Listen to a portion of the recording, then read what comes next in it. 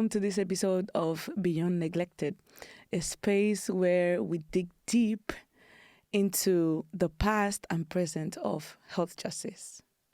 Today we are traveling back in time. We're going from ancient scriptures to medieval crusades and from colonial medicine to the present public health.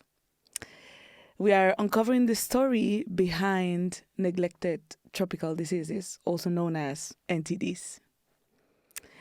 For this episode, we have our loved, very dear guest, Soraya Aybar, who is African Mundi's director and also a super great journalist. And because of that, she's going to be providing both a journalistic insight and also an historical point of view and context to this conversation on NTDs. Together, we're going to explore a few diseases. I don't want to spoil it, but we're going to look into diseases like leprosy, for example, and how they've carried stigma from time to time. We'll also look at how only recently they came to be known and they are inside the collective of NTDs. So welcome, Soraya. How Hi. are you feeling? Thank Feeling you. good? Thank you very much for another invitation to Another this one. space. It keeps coming. Another one. Yeah. So let's jump into the time machine, okay? So first, let's start with the big picture, okay? When do we first find this evidence of leprosy? When do we see also similar diseases in history or in time? Actually, this time I have some notes because I feel it's necessary to tackle information like historically wise. Mm-hmm. So leprosy is actually one of the oldest recorded diseases in human story. We find references in the Indian text, which are dated around year 600 before Common Era. But there is also a lot of archaeological evidence which date the existence of leprosy until the year 2000, before Common Era.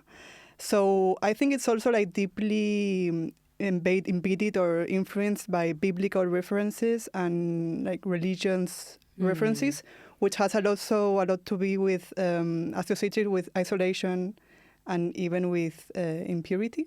So that's more or less when we can start to speak about leprosy. Okay, and this, you said it's associated with impurity, maybe sin, I would dare to say. So what role could we say that religion played also into shaping the social attitudes towards these NTDs? Well, actually, a huge role and huge influence. In medieval Europe, leprosy was it wasn't just a disease. It has a lot to do with the stigma also. So we can also start to speak about stigma then. It was seen also as a divine punishment when we spoke about religion. And patients were sometimes given like a mock funeral. A mock funeral? Funeral, yeah. What? Exiled to leper colonies, and they were even made to wear bells, like singing bells. So if they were going by somewhere, people would realize, know. Yes, like they would identify like you have leprosy, so we must be aware of that. Yeah. So this religious framing turned into something relation with a moral condition. Okay. So we have seen similar patterns relation with a stigma nowadays that come from this type of events, no? And with the same context, like Yes. I suppose with the same religious context. And when and why would you say that diseases like leprosy started to be categorized as colonial or tropical? I think it's mainly due to the colonial times, right? When as European empires traveled to African countries, Latin American countries, Asian, Western doctors and Western medicine started to describe disease that they encountered as tropical because they found it in these tropical areas. Yes, but this label wasn't just a geographical label. Really, it was exotic, it's something exoticism. exotic. Dangerous and different. So I think in this moment we reinforced what we now know about NTDs, not only on a stigma inside the communities, in local communities, but also how we speak about NTDs from Western countries. Here was that little seed which started everything. Yeah. And how and when the term neglected tropical diseases emerge in the area of the public health, when would you say? It was around this decade, like 2000s, when World Health Organization and other important actors started to begin to use the term to bring attention to a group of deceased that were being overlooked, not just by health systems, but also by donors and international community. So it was also a lot about political moves and a lot about political interest. So that's why I think we're starting to gather around this term. So NGOs, World Health Organization, and so on, started to bring attention also to what was going on in these countries. Okay, and what would you say that has changed from these times to what we're seeing now? Because before, NTDs were tackled program by program, disease by disease. Can you bring us an insight of what do you think it has changed from those years till now? I think that we have realized that it was quite inefficient to tackle the diseases one by one. At the end of the day, the diseases affect the same communities, like the same areas, same families, and same group of people. And treating them one by one meant repeating efforts, multiple visits, multiple trainings, higher costs. So around 2000, the approaches started to be more integrated to the objective to tackle the most amount of NTDs in the same area. Yeah. So I think that's what's changed mainly. Also the narratives, Yeah, important. Yes. You said something about integration. What does that look like in practice? Because maybe in theory it's like really nice, but how is that in practice really? That means basically offering care for multiple NTDs in this case at the same time. This means, like, for example, if you form a group of medical team in Côte d'Ivoire or in Benin or in Ghana, they are acknowledged to diagnose JAWS, ulcer buruli, leprosy. They can identify all of these NTDs. So they have the knowledge, that's first of all, and also they have the material to tackle this and to prevent it. Okay, so that's a very important part. That's in practice what you can find in the health centers and medical communities and so on.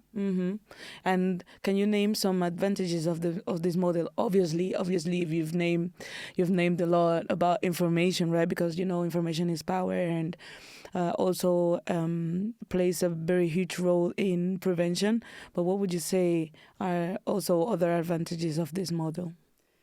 Basically, you improve the whole of the health system. You are giving more information, more materials, more prevention management. So at the end of the day, you can prevent everything quicker. And it's also even more respectful because you don't identify the people for the entities they have. Like you have leprosy, you have buruli, you just speak about NTDs. And also working on destigmatize each NTD. So I think it has like a huge social impact at the end of the day also. Okay. And what would you say that, like, for example, was there a turning point that maybe helped or accelerated this type of approach? There was this London Declaration in 2012 when governments, donors, and pharma companies committed to build like a roadmap for elimination of NTDs and ground it all over the integration strategy. No, we can speak about NTDs, but not only about each NTD, but in the whole. Like, how can we tackle the whole problem? And even with a planning, like a real roadmap, like we will do this, after we will do that, we will take into account local communities, we will speak with NGOs in the countries we are working with. So I think that's the time when things started to change. To like accelerate the process and everything. That's really interesting. In Fundación Anesbad, in Anesbad Foundation, we often speak about desired change. What would you say, or how would you say that desired change can come to pass? I think mainly is like transforming like numbers and symptoms and just putting names. I think it's like something from Anesbad Foundation that they're working on. And also like transforming the lives of the people that suffer these NTDs, not only by providing the medical attention, which is fine and it's necessary, but also improving their social context and tackling stigma, which for me is like the main problem, because with stigma and also without public attention or political attention, things will not move on.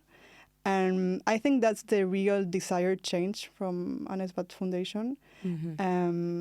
Working so that kids can go back to school, people can go back to their workplaces, women can be in public spaces, although they have been suffering an NTD. I think it's all about that. That's cool. I believe everything you say, obviously, but as you may know, data provides also a very good pinch of information. Do you have data that reflect this progress? Actually, there are some recent impact reports that do show significant reductions in disease burden, especially when we are speaking about the integrated approaches. In countries, for example, like Benin or Ivory Coast, there have been higher treatment coverage, and that lead to early detection, of course, and lower disability rates. At the end of the day, as I was saying before, and I repeat myself, if you teach people around NTDs, you will manage to detect earlier an NTD, and therefore your public health system will not be so saturated. Because you're not just curing, you're preventing. Yes, you're right? preventing. So yeah, I think data reflects that good things are working right now in this country, but also in other West African countries. Okay. And how did this kind of support the argument for integration, like the prevention and the data? How does this support the integration thing we were talking about early? I think it's part of it, it's part of integrating. I think it has a lot to do with what I was speaking before, speaking about persons, not numbers or not NTDs, or just speaking about the NTDs and trying to integrate it in this sense. So I think it's more relation with that we can prevent suffering if we tackle NTDs in a more integrated way. And I think NGOs and the World Health Organization is doing that. So we're going in that way, and we'll tackle them.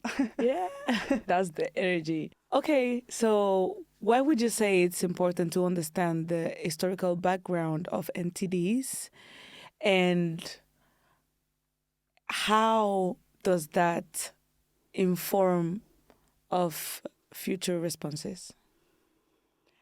Because normally stigma and neglecting don't happen as a casualty or by accident, no? Yeah. This is a result of centuries of Western narratives and systematical narratives that need to be rewritten. We have to rewrite these narratives. And also history has showed us that where we went wrong and we can do better. Because history is a book. We have written history, but we can change history in the following years. Yes. So I think we have to change narratives, and that's the main proposal for communication people that we work on communication, or for medical attention, or for NGOs or big policies, narratives is like the main thing we need to work on and tackle. Exactly. I'd like to say a lot that, history is not something you just learn and leave it. You learn history to kind of know what happened before, and if that what happened before is good, you can put that into practice and remain practicing it. And if not, maybe you just leave it aside and decide to change for the future. So what other reflections would you add to kind of show how far we've come and what remains still to do in the future? I think we have to be conscious of what we have done until now. Normally we speak about what we can do, but I think like in the recent years, especially since the 2012 with that London Declaration, and since this decade, we've changed many things, and we are working in the good way. But also, I think we should be responsible for what's coming the next decades, and work with that with confidence, and that's it, without being now not aware of what the consequences can be of our actions, but with full responsibility, with collaboration with people which are really affected on these NTDs, and also just getting to know the context. I'm really insisting on the context of everything, and in this case, context and NTDs work perfectly to tackle not only the narrative, but also to prevent more people being affected around these NTDs. Thank you so much, Soraya, for your highlights and your input. Very relevant in terms of journalistic and also historical references on NTDs. Thank you so much for your approach. We really appreciate. And I invite everyone to reflect not only on how far we've come with NTDs, but also to participate in the change we've mentioned earlier. Thank you so much. We see you in the next episode.